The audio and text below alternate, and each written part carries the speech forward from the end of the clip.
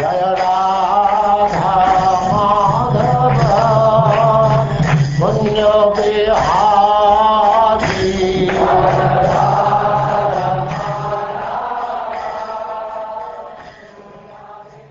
And now chapter 6. Prahlada instructs his demoniac schoolmates.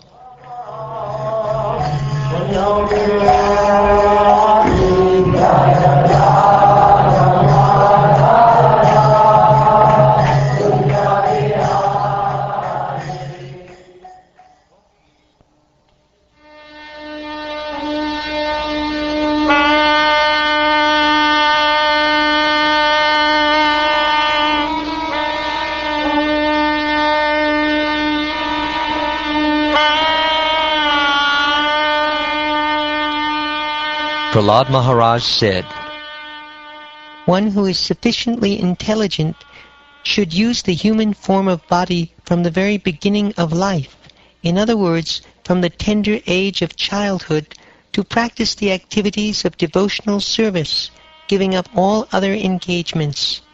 The human body is most rarely achieved, and although temporary like other bodies, it is meaningful because in human life one can perform devotional service. Even a slight amount of sincere devotional service can give one complete perfection. The human form of life affords one a chance to return home, back to Godhead. Therefore, every living entity, especially in the human form of life, must engage in devotional service to the lotus feet of Lord Vishnu. This devotional service is natural because Lord Vishnu, the Supreme Personality of Godhead, is the most beloved, the master of the soul, and the well-wisher of all other living beings. My dear friends born of demoniac families, the happiness perceived with reference to the sense objects by contact with the body can be obtained in any form of life, according to one's past fruitive activities. Such happiness is automatically obtained without endeavor, just as we obtain distress. Endeavors merely for sense gratification or material happiness through economic development are not to be performed, for they result only in loss of time and energy with no actual profit. If one's endeavors are directed toward Krishna consciousness, one can surely attain the spiritual platform of self-realization. There is no such benefit from engaging oneself in economic development. Therefore, while in material existence, a person fully competent to distinguish wrong from right must endeavor to achieve the highest goal of life, as long as the body is stout and strong and is not embarrassed by dwindling. Every human being has a maximum duration of life of 100 years, but for one who cannot control his senses, half of those years are completely lost, because at night he sleeps 12 hours, being covered by ignorance. Therefore, such a person has a lifetime of only 50 years. In the tender age of childhood, when everyone is bewildered, one passes 10 years. Similarly, in boyhood, engaged in sporting and playing, one passes another 10 years. In this way, 20 years are wasted. Similarly, in old age, when one is an invalid, unable to perform even material activities, one passes another 20 years wastefully. One whose mind and senses are uncontrolled becomes increasingly attached to family life because of insatiable lusty desires and very strong illusion. In such a madman's life, the remaining years are also wasted because even during those years he cannot engage himself in devotional service. What person too attached to household life due to being unable to control his senses can liberate himself? An attached householder is bound very strongly by ropes of affection for his family, that is, his wife, children, and other relatives. Money is so dear that one conceives of money as being sweeter than honey. Therefore, who can give up the desire to accumulate money, especially in household life? Thieves, professional servants, or soldiers, and merchants try to acquire money even by risking their very dear lives.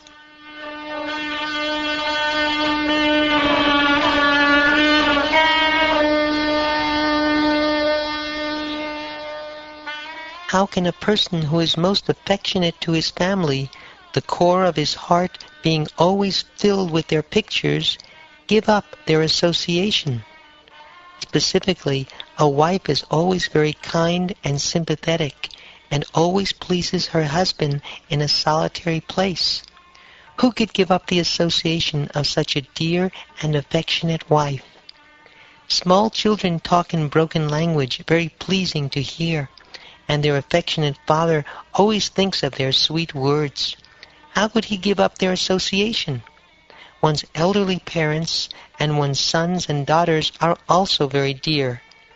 A daughter is especially dear to her father, and while living at her husband's house, she is always in his mind. Who could give up that association? Aside from this, in household affairs, there are many decorated items of household furniture, and there are also animals and servants. Who could give up such comforts?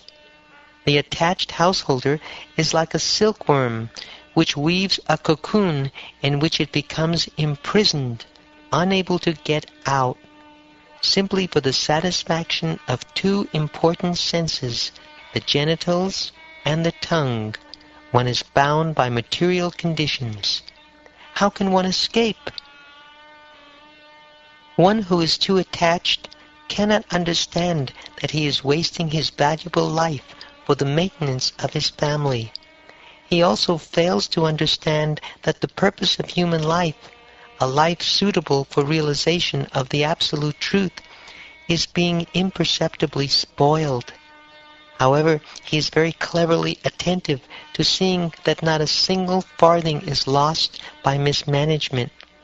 Thus, although an attached person in material existence always suffers from threefold miseries, he does not develop a distaste for the way of material existence. If a person too attached to the duties of family maintenance is unable to control his senses, the core of his heart is immersed in how to accumulate money. Although he knows that one who takes the wealth of others will be punished by the law of the government and by the laws of Yamaraj after death, he continues cheating others to acquire money. Oh, my friends, sons of demons, in this material world, even those who are apparently advanced in education have the propensity to consider, "This is mine, and that is for others." Thus they are always engaged in providing the necessities of life to their families in a limited conception of family life, just like uneducated cats and dogs. They are unable to take to spiritual knowledge. Instead, they are bewildered and overcome by ignorance. My dear friends, O sons of the demons, it is certain that no one bereft of knowledge of the Supreme Personality of Godhead has been able to liberate himself from material bondage at any time or in any country. Rather, those bereft of knowledge of the Lord are bound by the material laws. They are factually addicted to sense gratification, and their target is woman. Indeed, they are actually playthings in the hands of attractive women. Victimized by such a conception of life, they become surrounded by children, grandchildren, and great-grandchildren, and thus they are shackled to material bondage. Those who are very much addicted to this conception of life are called demons. Therefore, although you are sons of demons, keep aloof from such persons and take shelter of the Supreme Personality of Godhead, Narayan, the origin of all the demigods, because the ultimate goal for the devotees of Narayan is liberation from the bondage of material existence. My dear sons of demons, the Supreme Personality of Godhead, Narayan, is the original Supersoul, the father of all living entities. Consequently, there are no impediments to pleasing him or worshipping him under any conditions, whether one be a child or an old man.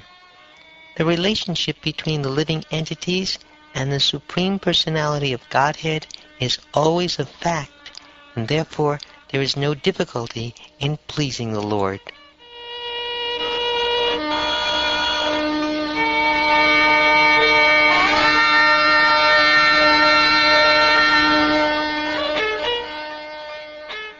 The Supreme Personality of Godhead, the Supreme Controller, who is infallible and indefatigable, is present in different forms of life, from the inert living beings, such as the plants, to Brahma, the foremost created living being.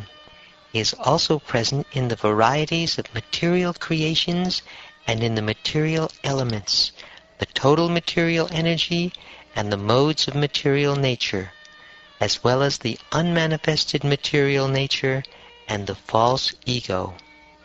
Although he is one, he is present everywhere.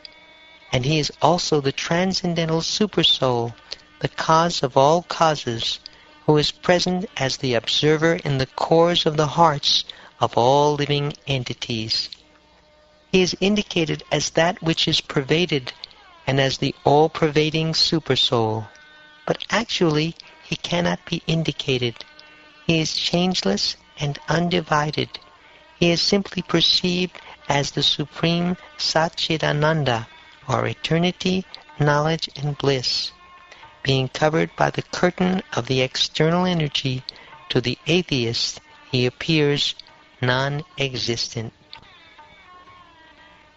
Therefore, my dear young friends born of the demons, please act in such a way that the Supreme Lord, who is beyond the conception of material knowledge, will be satisfied. Give up your demoniac nature and act without enmity or duality. Show mercy to all living entities by enlightening them in devotional service, thus becoming their well-wishers.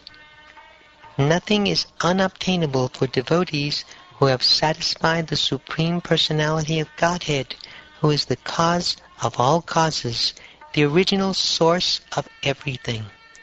The Lord is the reservoir of unlimited spiritual qualities. For devotees, therefore, who are transcendental to the modes of material nature, what is the use of following the principles of religion, economic development, sense gratification, and liberation, which are all automatically obtainable under the influence of the modes of nature? We devotees always glorify the lotus feet of the Lord, and therefore we need not ask for anything in terms of dharma, kama, artha, and moksha. Religion, economic development, and sense gratification, these are described in the Vedas as trivarga, or 3 ways to salvation. Within these 3 categories are education and self-realization, ritualistic ceremonies performed according to Vedic injunction, logic, the science of law and order, and the various means of earning one's livelihood. These are the external subject matters of study in the Vedas, and therefore I consider them material. However, I consider surrender to the lotus feet of Lord Vishnu to be transcendental. Narayan, the Supreme Personality of Godhead, the well-wisher and friend of all living entities, formally explained this transcendental knowledge to the great saint Narad. Such knowledge is extremely difficult to understand without the mercy of a saintly person like Narad, but everyone who has taken shelter of Narad's disciplic succession can understand this confidential knowledge.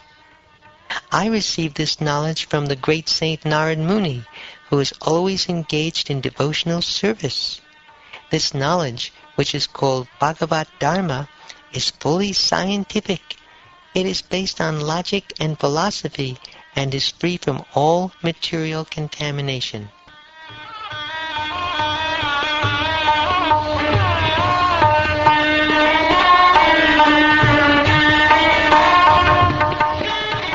The sons of the demons replied, "Dear Prahlad, neither you nor we know any teacher or spiritual master other than Shanda and Amarka, the sons of Shukracharya. After all, we are children, and they are controllers. For you especially, who always remain within the palace, it is very difficult to associate with the great personality. Dear friend, most gentle one, would you kindly explain how it was possible for you to hear Narad? Kindly dispel our doubts in this regard."